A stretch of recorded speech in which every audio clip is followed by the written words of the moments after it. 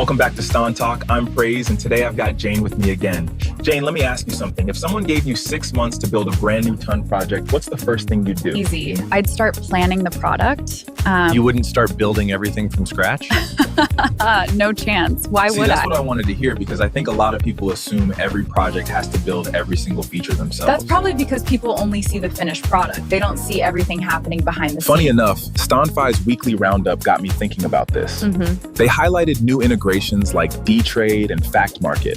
When instead of focusing on the announcement itself, I kept wondering, why are more builders choosing existing infrastructure instead of creating their own? Because time is expensive. Imagine you're building a prediction market. Your users care about making predictions, not whether you spent 8 months writing your own swap engine. That's true.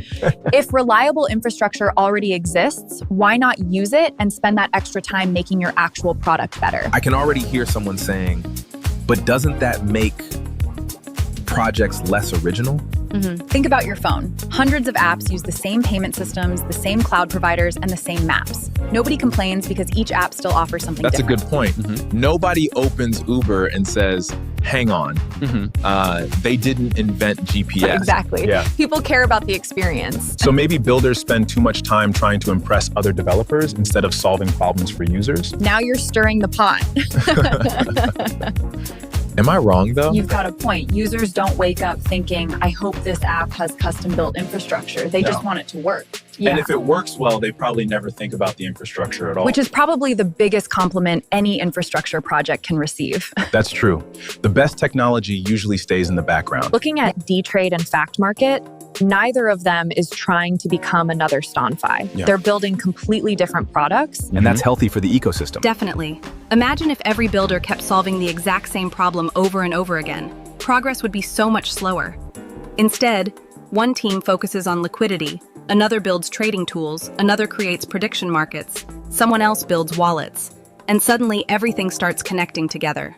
That's when an ecosystem begins to feel mature. Yeah. You know what? I think that's the part most people miss. They celebrate new apps, but they don't always notice what's making those apps possible. Infrastructure isn't always exciting to look at, but without it, a lot of these products wouldn't exist. Which also explains why we're seeing more integrations across TON. Builders aren't trying to do everything anymore. They're becoming specialists. And personally, I think that's a good sign for where the ecosystem is heading. Same here. Before we wrap up, let me throw one question at you. If you were launching a ton project tomorrow, would you build every feature yourself just to say you did? Or would you use trusted infrastructure and spend that time creating something users will actually remember? I already know my answer. Let's wager. I had a feeling you would. Build what makes you different. Leave the rest to people who've already mastered it. That's a great place to end. We'd love to hear what you think.